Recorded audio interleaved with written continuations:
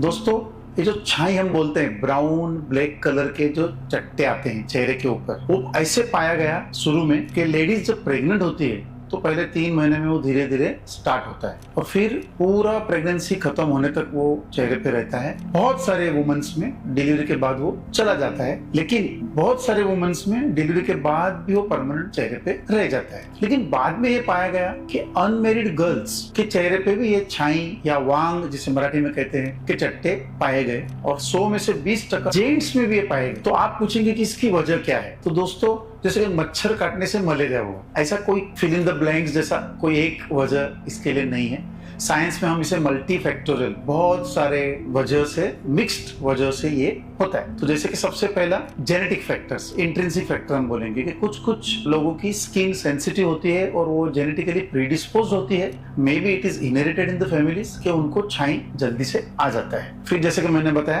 Pregnancy मतलब hormonal imbalance, female sex hormone यानी कि एस्ट्रोजेंस अगर बढ़ जाता है या सेक्स हार्मोन का इम्बैलेंस होता है तो भी ये पाया जाता है। आजकल बहुत कॉमन हो गया यंग गर्ल्स में PCOS, पॉलीसिस्टिक ओवेरियन सिंड्रोम, या PCOD कहते हैं, तो उसमें भी हार्मोनल इम्बैलेंस होता है, तो वो भी एक वजह हो सकती है। फिर कभी कभी कुछ गोलियां जिसे वुमन प्रेगनेंसी न होने के लिए कॉन्ट्रासेप्टिव पिल्स लेती है, जिसे हम लोग OC पिल्स कहते हैं, तो वो भी एक वजह पाई गई कि उसकी वजह से भी ये दाग आते हैं। कुछ बाकी दवाइयां भी ये कर सकती है। और फिर सबसे अहम जो मुद्दा पाया गया कि वो है sun exposure, ultra violet light का एक्सपोजर। आंखों को न दिखने वाली जो रोशनी जो घर के अंदर आती है, जिसके अंदर ultraviolet A and ultraviolet B, UVA and UVB दोनों किरणें रहते हैं और वो छाई को बढ़ाते हैं, जाने नहीं देते हैं। साइंटिस्ट ने एक बहुत इंपॉर्टेंट ऑब्जर्वेशन किया कि छाई के जो दाग में जो बता रहा हूँ, वो अपर आईलिड, लोअर आईलिड की जो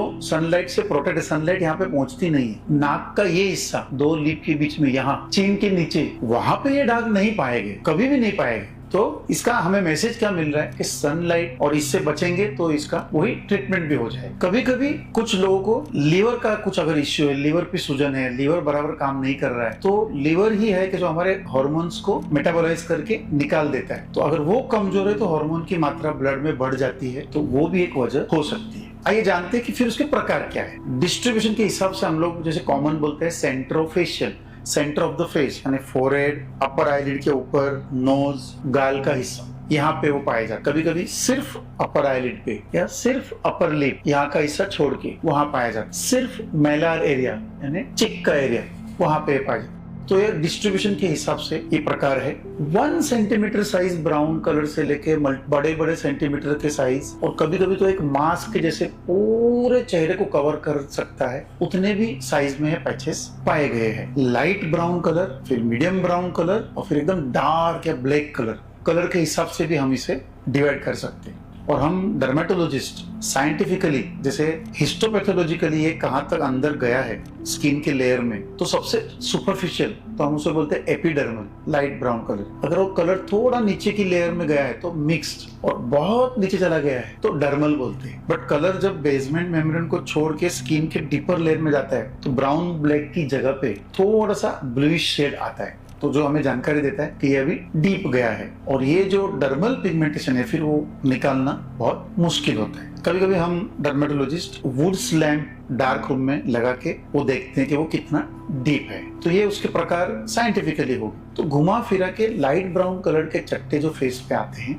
उसकी जो आज हम बात कर रहे हैं, जिसे मेलाज्मा, क्लोएज्मा कहते हैं, हिंदी में छाई कहते हैं और मराठी में वांग कहते हैं। तो ये हो गया वांग के बारे में। जैसे कि बहुत सारे फैक्टर्स है, कोई एक वजह नहीं है, लेकिन एक बात 100% पाई गई है और वो है कि सनलाइट इसको बढ़ाता है। तो फिर ट्रीटमेंट क्या है और ये किससे हो सकता है? तो ज्यादा करके 10, 11, 12 साल के बाद, प्यूबर्टी के बाद ये कॉमन पाया जाता है, और ऐसे वो सीनियर सिटीजन तक कोई भी एज में ये हो सकता है, ऐसा उसका कोई कानून नहीं है। ट्रीटमेंट की जो पूरी नींव है, जो पूरा पिलर है, वो आप समझ ही गए होंगे, वो है सनस्क्रीन, सनस्क्रीन, सनस्क्रीन। तो आपको अल्ट्रावायलेट A और अल्ट्रावायलेट B दोनों से बचाने वाला एक अच्छा सनस्क्रीन चूज करना है। दोस्तों, जो मैंने सनस्क्रीन के मेरे पुराने वीडियो में कहा है वही संक्षिप्त में दोहराऊंगा कि don't just go after SPF 15 is enough. ज्यादा SPF में आपको कुछ फायदा नहीं होता है और आप बहुत ज्यादा कीमत दे रहे हो। और अल्ट्रावायलेट A की किरणें की जो 95% से भी ज्यादा है उसे बचाने के लिए जो पैरामीटर है सनस्क्रीन के ऊपर वो है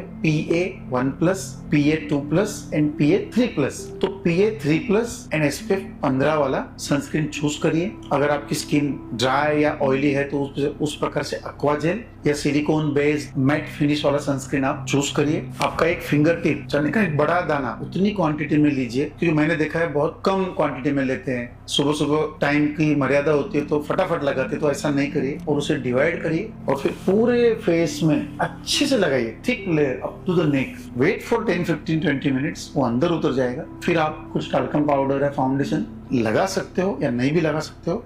Then you go out for a job or your routine activity। ध्यान में रहे कि सनस्क्रीन 3-4 घंटे में उड़ जाएगा, तो आपको सेकंड टाइम लगाना है। और छाई अगर चली भी जाती है, अगर आप सनस्क्रीन नहीं लगाएंगे तो ये वापस आएगी। तो sunscreen should be the part of your lifestyle और आपको परमानेंटली वो दिन में 2 बार लगाना है। आप आपके वर्क प्लेस पे भी उसे कैरी करें तो अच्छा रहेगा। तो मॉर्निंग में फेस वॉश किया, pH बैलेंस्ड फेस वॉश, उसके ऊपर मॉइस्चराइजर और लास्ट में जैसे कि आप ब्लेजर पहनते हो लास्ट में आप लगाएंगे सनस्क्रीन। फिर रात में आप घर आ गए तो फेस को वॉश करके फिर स्किन लाइटनिंग या डी पिगमेंटिंग क्रीम्स आपको लगाना है। मेरी ये सलाह रहेगी कि कुछ OTC प्रोडक्ट या ऑनलाइन मंगाने से बदले आप IADVL Indian association of dermatologist के सर्टिफाइड क्वालिफाइड जो डर्मेटोलॉजिस्ट है आपके नियर बाय एरिया में, उससे कंसल्ट करें तो वो आपको ये रात के डी पिगमेंटिंग क्रीम अच्छे से देंगे। फिर भी कुछ जानकारी यहाँ पे देना चाहूंगा। सबसे पोटेंट एजेंट है हाइड्रोक्विनोन HQ।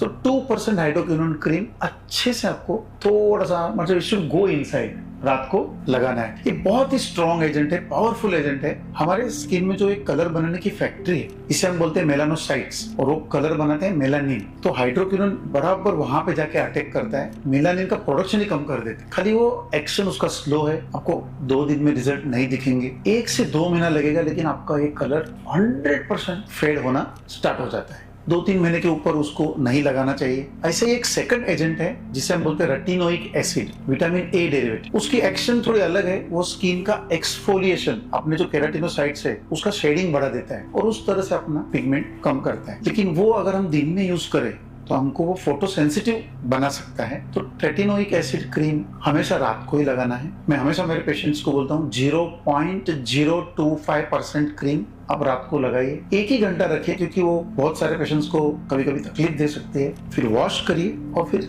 मॉइस्चराइजर लगा के सो जाइए। धीरे धीरे आप कॉन्टैक्ट टाइम बढ़ा सकते हैं, लेकिन ये बहुत ही बढ़िया एजेंट है। 0.025, बाद में आप चाहे तो 0.05 पे जा सकते हैं। लेकिन अगर आपकी स्किन रेड होने लगे, आपको जलन होने लगे, ड्राइनेस होए, इरिटेशन होए, तो फौरन रुक जाइए, मतलब वो आपको सूट नहीं हो रहा है और आपके डर्मेटोलॉजिस्ट को कंसल्ट करिए। स्टीरॉइड्स भी एक बहुत अच्छा वेपन है पिगमेंट कम करने का, मेलाज्मा को हटाने का, बहुत ही जल्दी काम करता है। लेकिन स्टीरॉइड्स हानिकारक है, ज्यादा दिन लगाने पे बहुत सारे साइड इफेक्ट होते हैं। तो मैं कहूंगा अगर आप डर्मेटोलॉजिस्ट के केयर के अंडर वो आपको 15 दिन या 4 वीक्स के लिए स्टीरॉइड या स्टीरॉइड मिश्रित क्रीम देंगे तो वो ठीक है, बट वो बाद में डॉक्टर वो खुद आपको बता देगा कि क्रीम उसको बंद कर दीजिए। अभी लास्ट डिकेड में बहुत सारा रिसर्च हुआ और ये 3 एजेंट जो मैंने बताया उसको छोड़ के botanicals and non steroidal and non hydroquinone based cream आ गए हैं। उसमें है kojic acid, liquorice extract, arbutin, azelaic acid,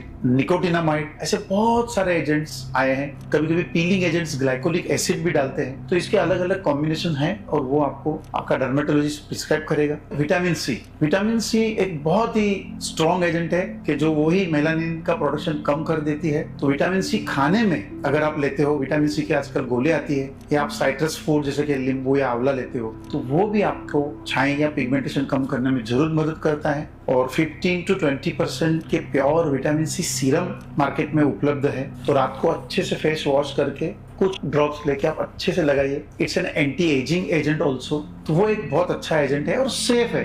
आप लंबे समय तक विटामिन सी सीरम लगा सकते हो। और अभी और एक नया एजेंट आया है जो वास्कुलर कंपोनेंट ऑफ मेलाज्मा पे काम करता है और वो हम कहते हैं ओरल ट्राइनिक्सिलिक एसिड। तो ये गोली है 250 पावर की, 500 पावर की, जो आपका डर्मेटोलॉजिस्ट आपको देगा और आपका स्किन मेंटेन रहेगा, स्मूथ और नेचुरल ग्लो आएगा और छाई भी चली जाएगी।